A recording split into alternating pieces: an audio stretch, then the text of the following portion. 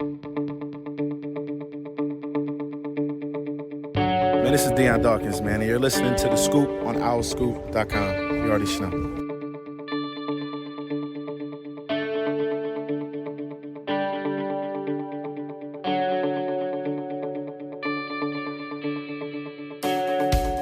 Everybody, welcome back to The Scoop, OurScoop.com's podcast. It's season 7, episode 27. I'm John DiCarlo, joined by Kyle Gauss today. Everybody else has deserted us, unfortunately. Yeah, starting to think it might be us. Probably.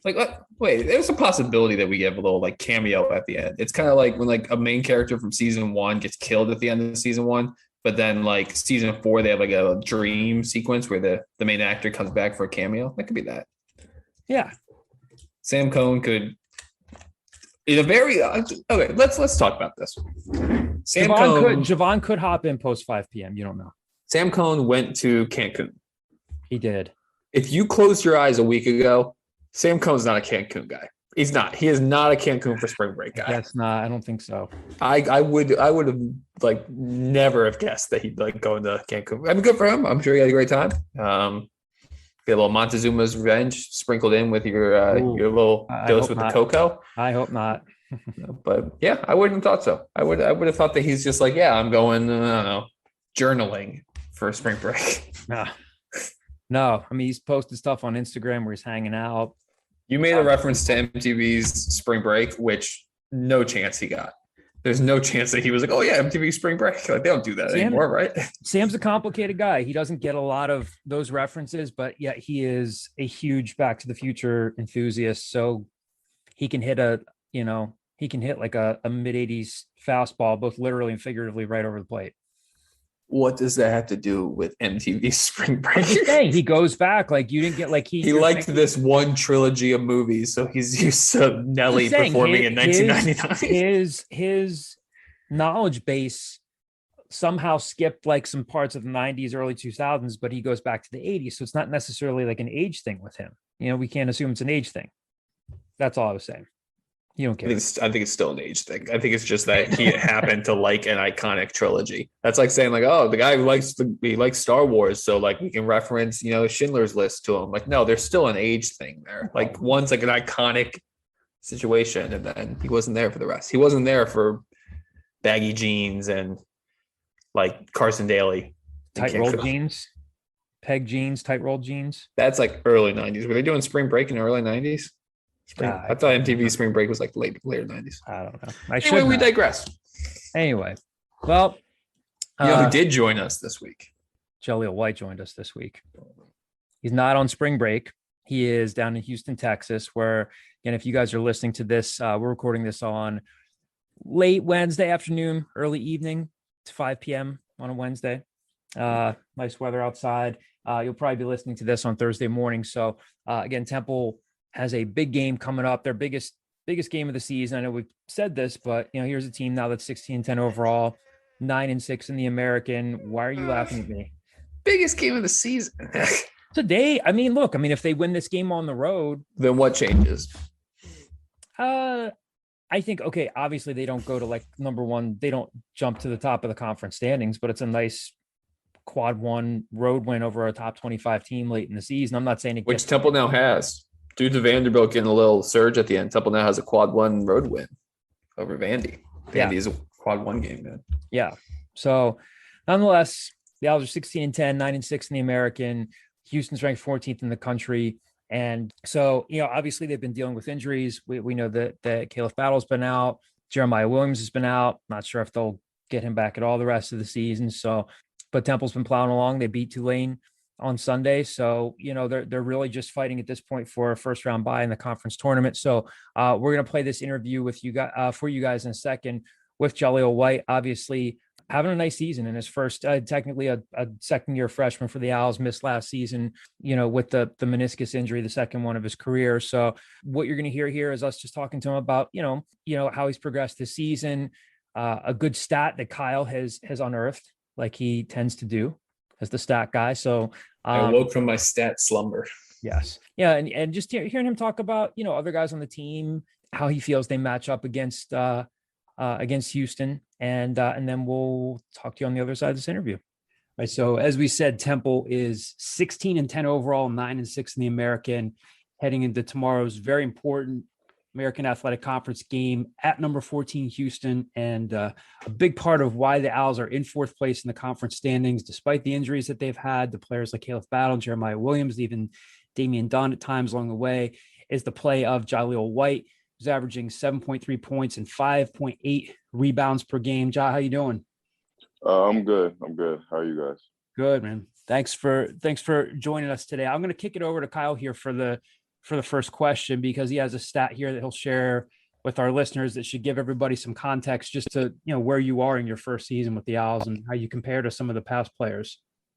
Yeah. So Jahlil, I mean, if the season ended today, which obviously it doesn't, you would be just the third Temple player since the turn of the century. So the entire Fran Dunphy era, the entire Aaron McKee era, and the end of the John Chaney era, the third Temple freshman to average at least 7 points and 5 rebounds in his freshman year. So I guess that kind of just sets up the question of, did you expect to make this much of an impact this early? What were kind of your expectations coming into this year? Honestly, I mean, yeah, it's something that I expected. Like, I know what I can do on the court. My coaches know what I'm capable of. But to be the third freshman to do this, no, I didn't really think of that at all, honestly. Yeah, and one of those guys is Lavoy Allen, a guy that was a second round NBA pick, made quite a bit of money in the NBA for a rookie year. So obviously some good company to be associated with, right? Yeah, definitely. So we asked Ty Strickland a similar question when we had him on our podcast last week. And I know that a lot of your time at Temple has been taken up by being injured last year. But if you could compare who you were when you first got to campus last year to where you are now on the court, off the court, what would you say about how you've changed in that time? Honestly, I feel like my injury was a blessing. Like last year, I could say physically I wasn't ready. I wouldn't have performed as well as I am now this year. I just look at it as a blessing. It's just a blessing in disguise to me, honestly. How so? It just gave you more time to learn about the game and just get ready? Yeah, just sitting on the sideline, watching my teammates develop, just watching the game from the outside for a year really helped me get to where I am today. It made me a smarter basketball player. I got stronger physically and mentally. I feel like that year out was everything for me. Jahlil, Sunday, obviously you had your second double-double of the season, 13 points, 12 rebounds, and you had a really crucial three-pointer kind of down the stretch there, which is something that I think is fair to say maybe the first half of the season you might not have been as confident with shooting that shot, or it might not have been as successful. So what's kind of changed over the last 5, 10, 12 games that has led to you being more confident with that shot? Is it just repetition? Is it something physically? I think it's just putting the work in and having confidence. I've been shooting after practice a lot, getting in the gym for extra hours. So I just feel like I've been working on the shot, and it's something that I should take every time I'm open.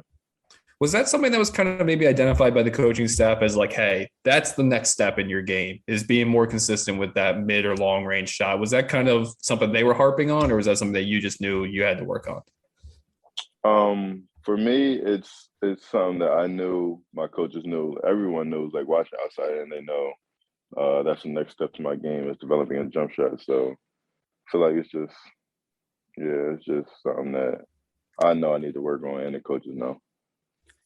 So when Caleb Battle went down with his injury in the LaSalle game back in December, the 2 games that followed, you guys beat Penn, and then you won at Vanderbilt in overtime. But then you guys had those losses to St. Joe's and UCF, where you guys just didn't look good. And then since then, you guys have won 10 out of your next 15 games, and you've dealt with injuries. But I mean, I know there's a lot of basketball left, but it clearly looks like you guys have things headed in the right direction. And there's a lot of optimism for, the rest of the season in the future.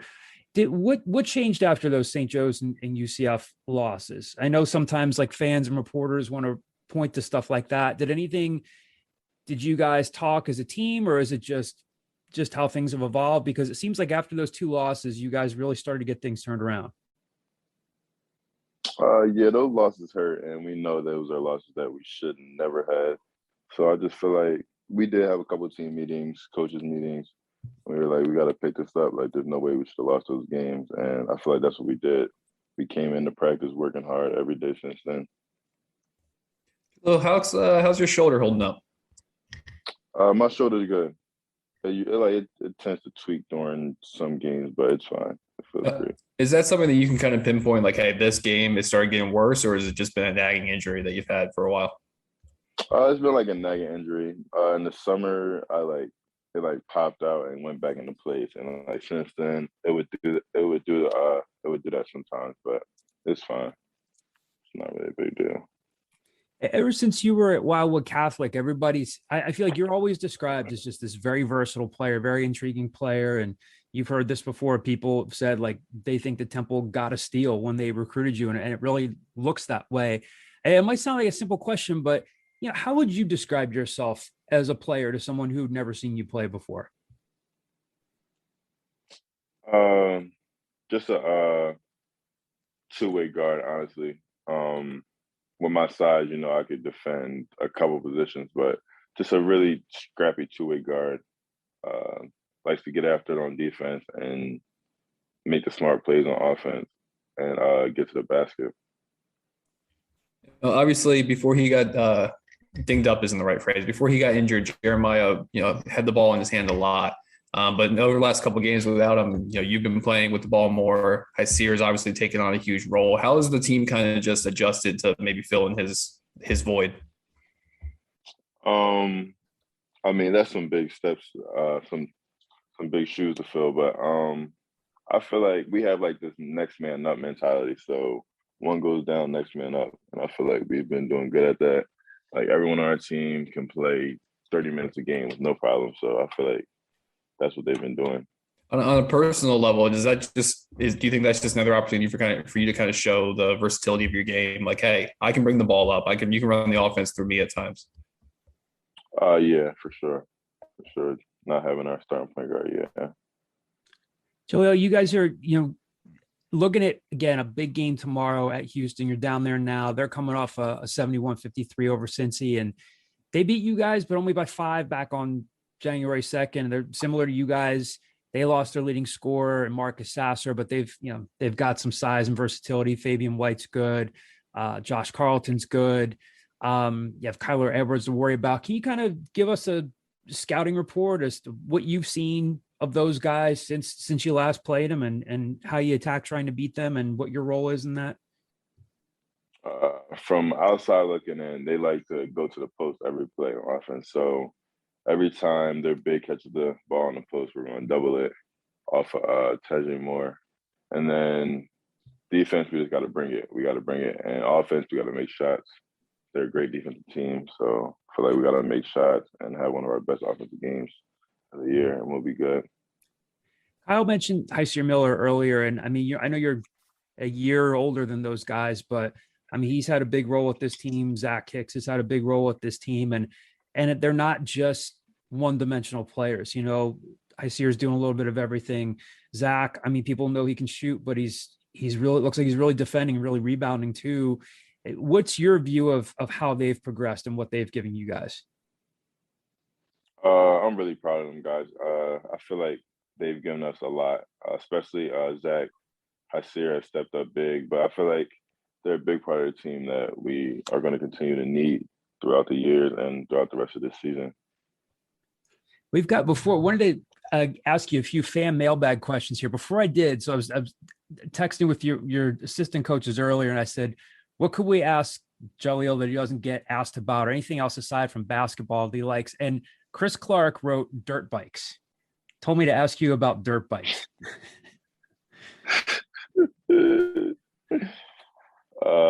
Just what about dirt bikes? Yeah. Yep. I don't even know if that's like an inside joke or if you really like riding dirt bikes. That was it. That was his text to me.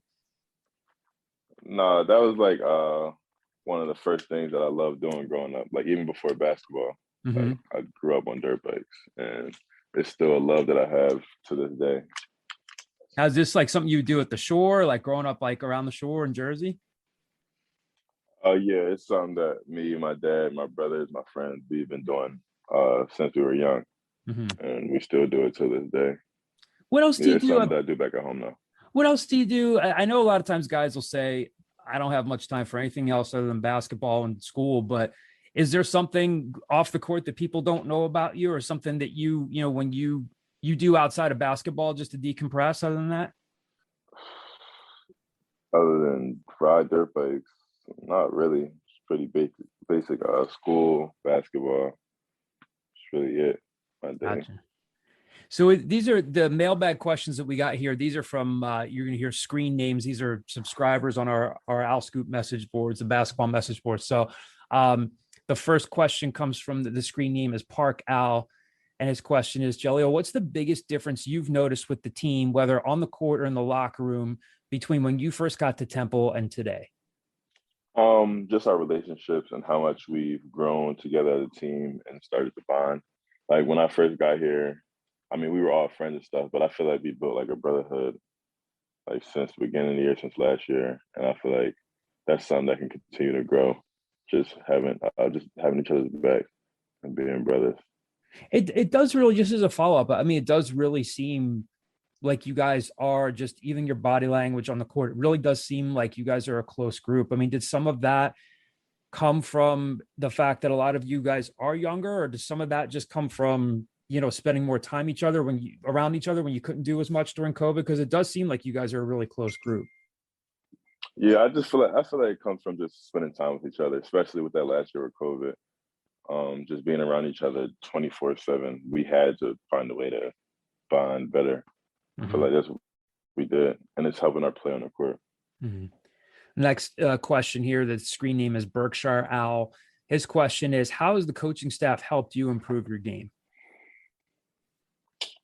Um, my coaching staff is on me every single day. I feel like they're pushing me to be my best every day. Uh, Criticism, everything you can think of, just on top of me, making me get shots when I don't feel like it. When they notice I'm having a bad day, they'll still get on me. Mhm. Like just being on top of me. Just as a follow-up to that, when one of the times that we had Jimmy Fennerty on the podcast, he brought you up as a guy, like a lot of people were just naturally hearing about you last year. Your name kept coming up. He looks great in practice. We're trying to bring him along, but you really would have expected big things from him this year. And I think Jimmy shared this story where I think he said you came up to him during drills, and you either wanted to get back into a drill or said, I think we could be going harder here. And he just talked about how competitive you were. And he talked about, on the flip side of that you were really kind of pushing yourself and pushing them. And he said he really likes that about you. Is that just something where you felt really comfortable with them? Because according to him, you push him and push the coaches just as much as they push you. Yeah, I remember that day. It was one day last year. We were just having like a light day. Just Mhm.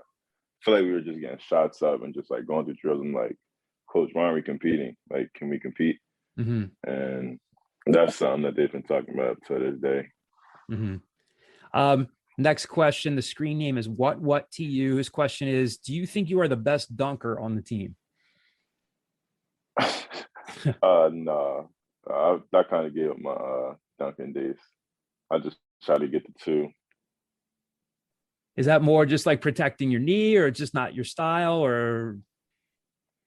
No, I'm not really like a flashy guy. I just like to get the 2 points. And yeah, I mean, ever since I hurt my knee, I like tried to like stop doing a bunch of flashy dunks and stuff Yeah. just to be on the safe side. Who is the best dunker on the team? Best dunker on the team gotta be Sage, probably. Yeah. Yeah, Sage. Next question. The screen name is Joe Becca, and his question is, what areas of your game do you see yourself needing to work hardest on to improve? Shooting. And Shooting for sure. is it just as simple as just getting the reps after practice, or like, do you ever, like when your coaches are working with you, do you ever change anything mechanically about your shot, or is it just as simple as just like getting shots up every day? It's a little bit of both. A couple weeks back, I changed like something mechanically. Like I started getting my elbow in more and Mm-hmm. my hand more under the ball, and I feel like that's when I start to see my shot fall more. And and definitely just reps, just shooting as many shots as you can each day. Mm-hmm. The last mailbag question here, the screen name is Philly Al 96. Question is, do you and your teammates talk about your chances of winning the conference tournament, and where do you think the team will be in terms of like what the expectations are for next season? I mean, we don't really talk about it because it's like kind of self-explanatory. Like, we all know what we want, we all know what the goal is, so it's just there. And every day at practice, I feel like that's what we're all working towards. And what was the second part of the question? What do you think the team's expectations are going to be for next year? To win everything. Mm-hmm. I mean, I feel like that's all our goal is, just to win. We want to win everything. Every game we play is to win. Mm-hmm. Just to, I guess, sorry, go ahead, Kyle. John, just to kind of follow up on that, I'm wondering if there was like a moment where, I mean, last year was obviously a rough year, right? Not many wins. Mm-hmm. You're injured. You don't really see much. But the message coming into the season, whether it's from Caleb or Damian or anybody, was saying like that was an anomaly. This year, we're going to be a lot better. I'm wondering if there was a moment where you guys started to maybe believe. I know that you guys always believed in yourself, but maybe kind of appreciate that maybe the outside perspective was starting to change. That, hey, this was starting, like, we believed in ourselves, and now we're starting to realize that the world is also noticing it. If that's rewarding, if there was maybe a game where you kind of noticed that, hey, the perception of the program or the season has changed. Yeah, so like after our rest stretch in Charleston, and then we came back and we beat Vanderbilt. I feel like that's like when the outsiders started looking at like this team can be good, and I feel like that's when we really started to believe in ourselves. Like, we got a chance here, getting like an SEC win. I feel like that's when the turning point was. Does that help? Like fuel you guys when you're starting to realize like, hey, our self-scout was accurate. Like, we knew we were this good. Now we're starting to see results. Does that kind of just feed into itself? Yeah, definitely. And then it was kind of heartbreaking going to St. Joe's and losing, but just picking it up after that. Yeah, for sure. And you're pretty close with Jordan Hall, right? Yeah, that's like my brother. It just to close things out, what I wanted to ask you, kind of similar to what Kyle had just asked you. I think sometimes from the outside looking in, people do say, wow, they're going to be, imagine when they get Caleb back, imagine when they get Jeremiah back, and they could add a piece here or there. But I mean, do you guys kind of look ahead and say, well, the last time we played Houston, they only got us by 5. And I mean, do you guys look at it and say, hey, let's not even think about next year, think about this year, the conferences? I guess my question is, do you guys look at the conferences being up for grabs and saying, hey, maybe the NCAA tournament is within our grasp this year? Yeah, definitely. I know I'm more of a like live in the moment type of guy. Like, I'm not really looking forward to next year. I'm looking forward to like right now. Like, and I want to win everything. So I feel like, yeah, the conference is definitely up for grabs, and I feel like that's something that we're going to get for sure. Gotcha. Jahlil, this has been great. Thanks, man. Best of luck to you guys. Good luck tomorrow, and have a safe trip back home. Appreciate you guys. Thank you. Okay, thanks. All right, so a big thank you to Jahlil White for joining us on The Scoop this week. I said you never know who's going to join us post 5 p.m., and it turns out we're not alone today because Vladimir Putin has joined us. Oh, my God, no. Joining us on The Scoop, Javon Edmonds, our trusty staff member. So, Javon, we just finished up this interview with Jahlil White. I know you couldn't be with us for that interview, but I mean, you've covered the team. What's your view of just how he's progressed to this point in the season? Obviously, they needed him at the outset of the season. They need him even more now with Caleb out, and they've been playing with Caleb out. But I mean, they could be without Jeremiah Williams for the rest of the season. And Jaws, we all know, we describe him as this versatile piece, but he can handle the ball, can do a lot of things. Where have you seen him progress from the outset of the season until now? I think he's still a lackluster jump shooter, but that hasn't deterred his confidence. Like, I'd rather a guy, and I mean, we're located in Philly. I think the problem everyone had with Ben Simmons was that he wouldn't attempt to shoot.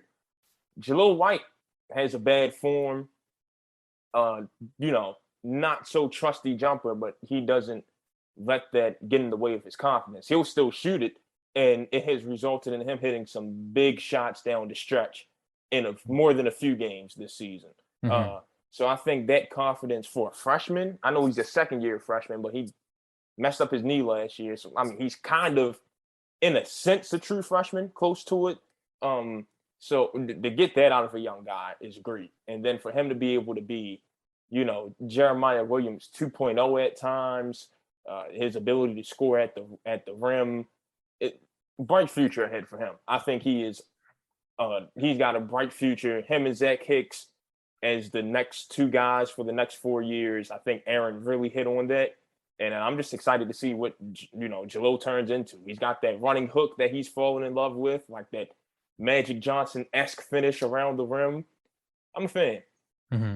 And he said in the interview just now that, he's gotten a lot of reps up in terms of working on a shot. He said that recently he did make an adjustment where he locked in his elbow a little bit more, and he thinks that's helped. And to me, he just kind of feels like one of the players that Aaron wanted to recruit with Houston in mind, because they've kind of been, we've talked about this before, they're kind of like the benchmark for Temple. They're long, they're athletic, they can, offensive rebound you to death and extend possessions and tip the ball out. And Ja can give you a little bit of that. I mean, he said to us just now that they'll look to throw the ball down in the post almost every possession they have. We know that Temple's really struggled without like a true big. They'll try Nick Jourdain down there. They might try Emmanuel Akpomo down there.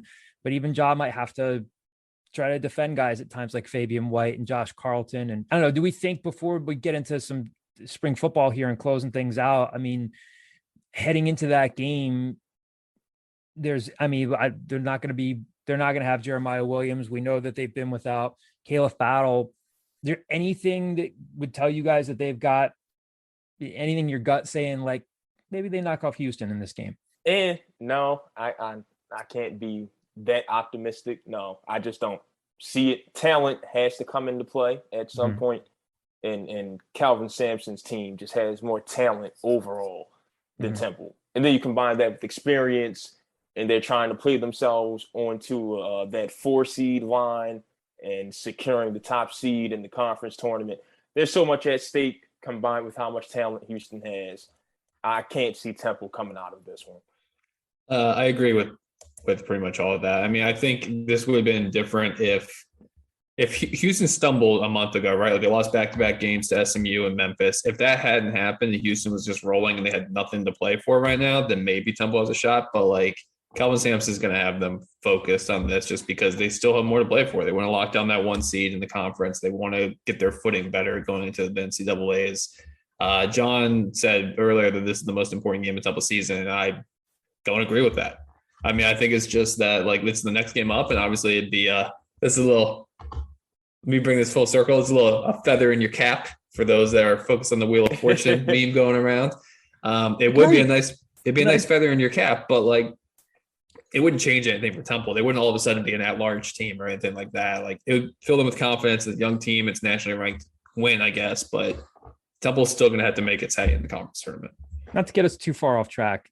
The Wheel of Fortune thing that's out there. Javon, did you see this where people couldn't get that? And John, we literally dedicated a 20-minute segment to that on the air today. Yeah, it was. I saw it last night. They gave it 20 minutes on air today for a UFC show. No, for an MMA show, we spent 20 minutes talking about it. I didn't even know. I did not know that. So yeah. I thought, like, maybe I'm being too harsh here. I thought it would have been even more of a thing if at the end, like, literally nobody got it, but that guy got it at the end. I feel like we've seen more played out, like funnier things in a game show. I thought people were like, oh my God, this is an incredible clip. But like the guy finally got it at the end. I was like, all right, if the guy still didn't get it at the end and they were like, nobody could solve the puzzle here, I thought it would have been even better, but that's just me.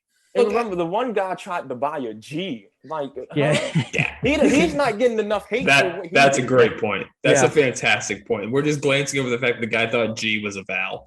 Like, just that is a great that was point. Bad.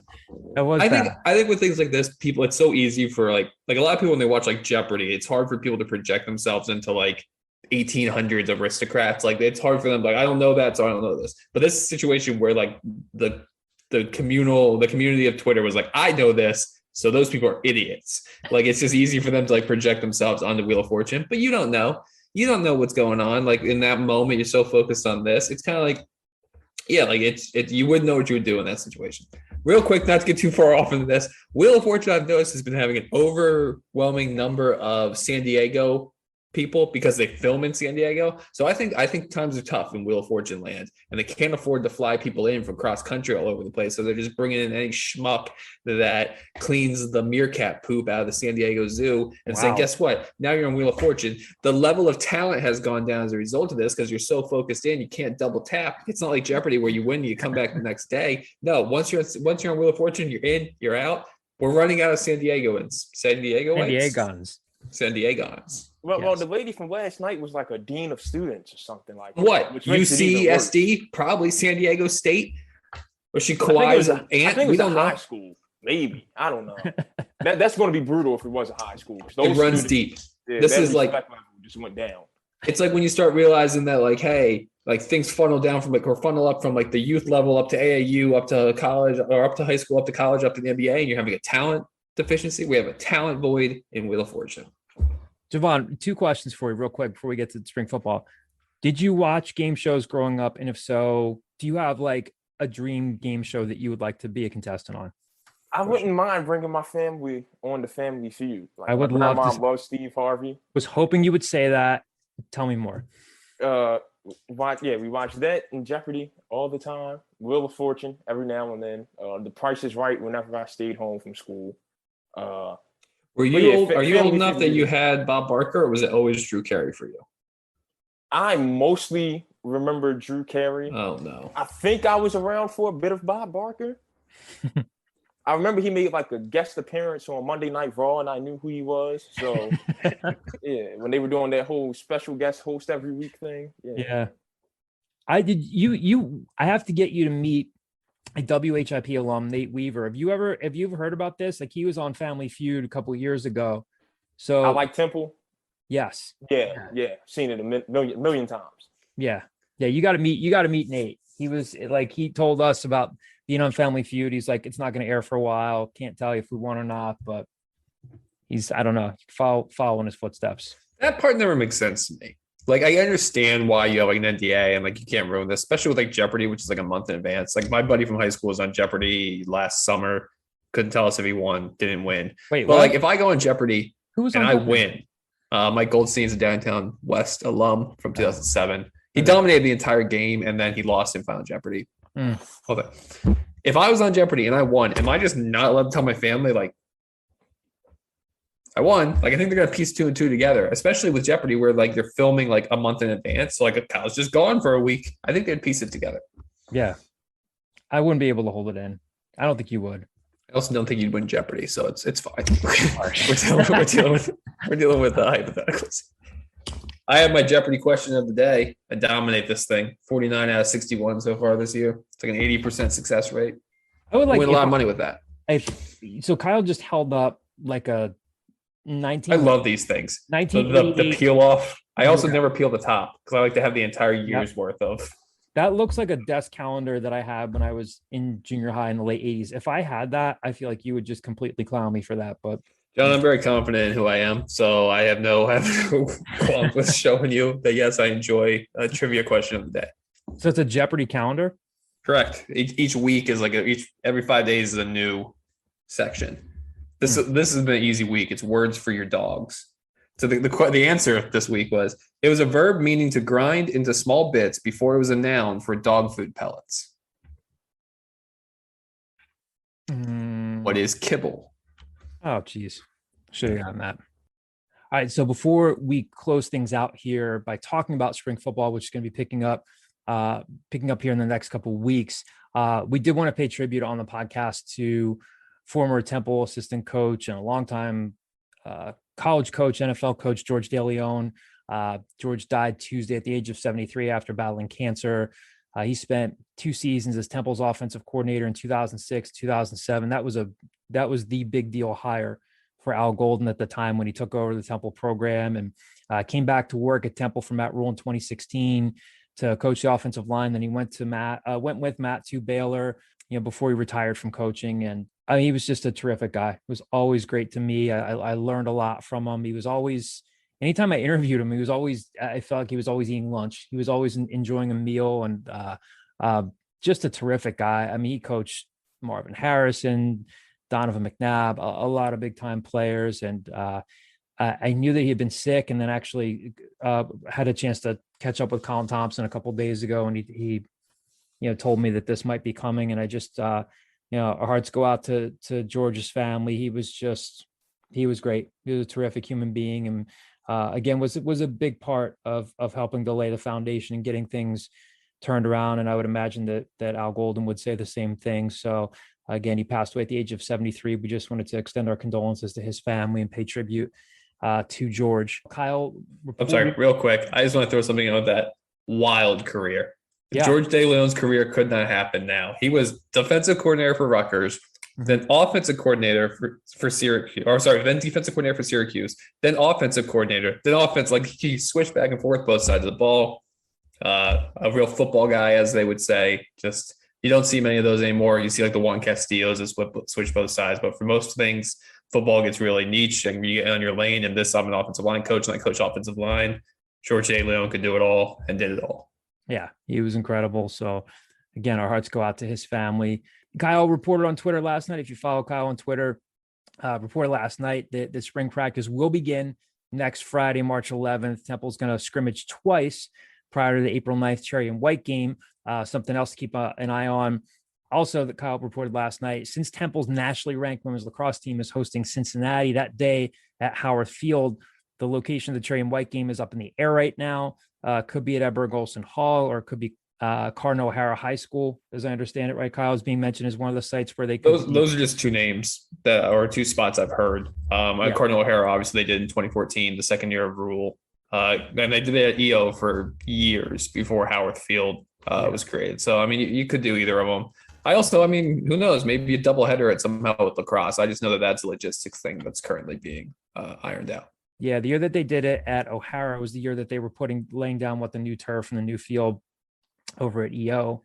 Can I tell I have two memories of that. One, we went to Taco Bell afterwards, and I don't think you made it out of the building without having to go to the bathroom. I think we sat down, we ate Taco Bell with Nick Menta, and it was the combined Taco Bell KFC, which is still. And there. I think immediately you went to the bathroom. Two, and he's married now, so I'm sure he'll appreciate this. Nick Menta, a good friend of ours who's run for Group a million times, Golf Channel, blah, blah, blah, told me he set his Tinder range to 0 feet. Like, he set it as small as possible. He's like, I'm just trying to get somebody from these stands. Nobody escapes Kyle's crosshairs. He literally was like, as small of a range as possible is what I'm going for. I'm sure Nick will very much appreciate this. It just stuck to me. Like, I remember just sitting in the stands. They didn't have like a press box area. I was like, it's a high school. So we're in the stands with like people in front of us. Like, all I saw is Nick's just on Tinder and getting his range as short as possible. Oh my God. Javon is just shaking his head right now. I'm just thinking back to my high school days and those Friday nights. And you know what? I know a couple cats who wish they had that idea back then. It makes sense. It's like the other thing that people do online now is they'll like download VPN so they can change where the internet thinks they are. So they would set their Tinder to like Olympic Athlete Village, and like just like trying to like hook up with like speed skaters and just all this. Yeah. Everybody had the VPN in high school because needed to get on Twitter and Instagram throughout the day. Yeah, circumvent the web filter. A guy I went to high school with got like suspended for weeks for doing that, for like getting around the web filter to play games or some crap, and then that was how the end times of change. Yes, it used to be hard. We have truly covered a lot of ground on the scoop today. We did get a football mailbag question here, and then I have a question for you guys after this to close things out. So the football mailbag question we got is from the screen name from the message board 215 Temple Tough. Has Coach Drayton given any indication on if this will be an actual spring game with hitting and tackling, or if it will be a glorified practice like it was under Rod Carey? Don't know yet. Haven't had the chance to ask him that. I will say to you, 215 Temple Tough, if you do listen back to the podcast, I honestly can't remember if we asked if that was in the portion that was on the pod, or if it was one of the other two parts that was just available to our subscribers. But we did ask Stan Drayton about his philosophy just on hitting and tackling. And if you heard that, he did mention that, look, I essentially, and I'm paraphrasing here, I want the team to be tough. I want us to be physical, but I am going to be checking in with our strength staff and in terms of just managing workloads and stuff like that. I don't know if that's going to be their approach to the spring game. We have not had the chance to ask him about that just yet. It's a good question, but I'm hoping that media access will be similar and that we'll maybe be able to talk to coaches or players once or twice a week during the spring, but can't say we know that for sure just yet. My question for you guys is, give me a player on each side of the ball that we are going to be talking about after spring ball as someone who looks good, who looks like they have adapted well to this new coaching staff. Could be obvious, could be someone we're not thinking of, but just off top of your head, offense and defense, who's somebody we're going to be talking about on each side of the ball coming out of spring ball? Cal, you want to take the lead on this one? Sure don't. And you would have thought we'd get a. Okay. I mean, I might as well. I'll start on offense. Let's go with a bang here.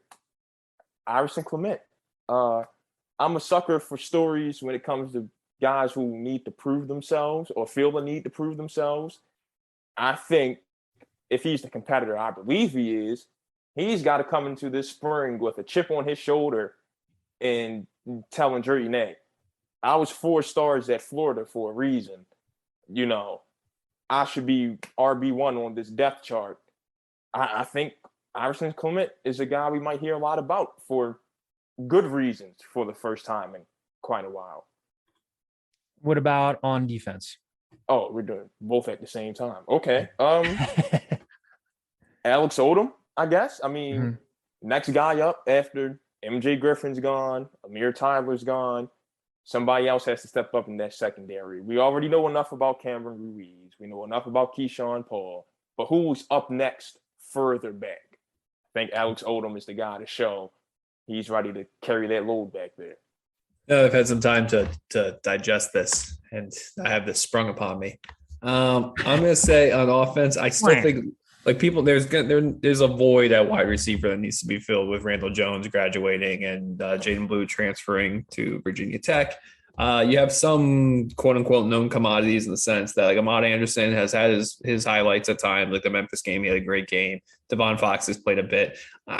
I'm still curious to see when Nazir Burnett, the former Harrisburg product, Bishop McDevitt in Harrisburg product that went to Georgia Tech can do, whether it's him or like a Zay Baines, but I'll say Nazir Burnett from offense just because that's the type of player that usually sticks out a lot in spring, and then you just have to hope to see that they translate that to the fall.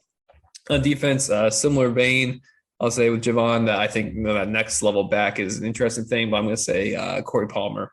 Obviously, he started some games, played a couple games this year. Curious to see if he'll be able to carve out a role. For me, there is a part of me that wants to say that I believe that a storyline coming out of the spring is going to be Dwan Mathis, and that we're just going to hear that his decision making has been better, that he's responded better to the coaching of Danny Langsdorff, a guy that's worked with a lot of quarterbacks, and he's going to be saying, you know, hey, I just feel more confident under the staff. I'm glad I stayed. I'm just kind of really clicking with his coaching. And it doesn't sound like the most adventurous thing to say, but, you know, I think he knows that obviously they still need some depth there. And, you know, EJ Warner's coming in, not yet, but EJ's not a mid-year enrollee, right? Still got to finish out, right? Yeah. So I don't know. My gut tells me that that's going to be a storyline coming out of the spring, or, you know, between that and Darvon Hubbard for me. I mean, a guy that was behind some good backs at A&M and could just need a shot at Temple. And on defense, again, I think, you know, Deshaun Winston at safety, a guy, if he can stay healthy, they were excited about him, and was banged up there. I mean, again, it's a rebuild. They need help at every position, but hey, it's time to cover some spring football again pretty soon. So quick question for you. Sure. With the Mathis thing, you brought up something about you think he's going to come out on he feels more confident under this staff thing. Mm-hmm. Is my memory serving me wrong, or was he like not handed the keys to the city by Kerry and Yurimovich last year? Like, then they just announced him as the starter off rip and just rolled with him the whole season long? I mean, yeah, coming out of coming out of, coming out of spring ball. Yeah. And again, like, I don't know. I just wonder if he's just going to benefit from, if he's just going to click with a different coaching staff, with a guy that has coached in some big time conferences. And I don't know, just a gut feel for me. Again, he's got to go out and earn it. He's got some things. We can talk about this more next week. Dante Colonelli from our staff wasn't able to make it today, but we were talking, amongst ourselves, and he said, yeah, I had the chance to look at some all 22 and from last season, and it was not good, and I'm sure he can break down Mathis's, performances and what he saw from certain games last year. And as we all could, but Dante had a chance to really watch some film, and yeah, he's got a lot to work on, but he's still the most, experienced guy on this roster. I know it's not saying a ton because they don't have a lot of depth there, but I'll be very, very interested to see how he responds to a new offensive coordinator, new quarterback coach, and just kind of have a feeling that that's going to be a narrative coming out of the spring. Obviously, he will have to carry it into preseason camp, and he's going to have some better protection around him again from an offensive line that needs to be better. And again, there's not a position that we're going to be looking at that's not going to be intriguing to follow, but those would be my choices: Dwan Mathis and Deshaun Winston come out of the spring. So, Kyle, any other goofy things you want to talk about before we close things out? Or I'm sorry for trying to bring some light into this world. We could use it, Kyle. We could use I'm it. saying, apparently, I'm sorry. I'll just follow the script. It was not on the script. Yes, John. No, John. Agree, John. Disagree, John. That's all I'll just say. I'll just contribute that. Well, thanks for joining us again this week. A big thank you to Jahlil White for joining us on the Scoop. Thank you all for listening and subscribing. If you haven't already, please subscribe to the Scoop on Apple Podcasts, Spotify, wherever you access your podcasts. Drop us a rating and review where you can.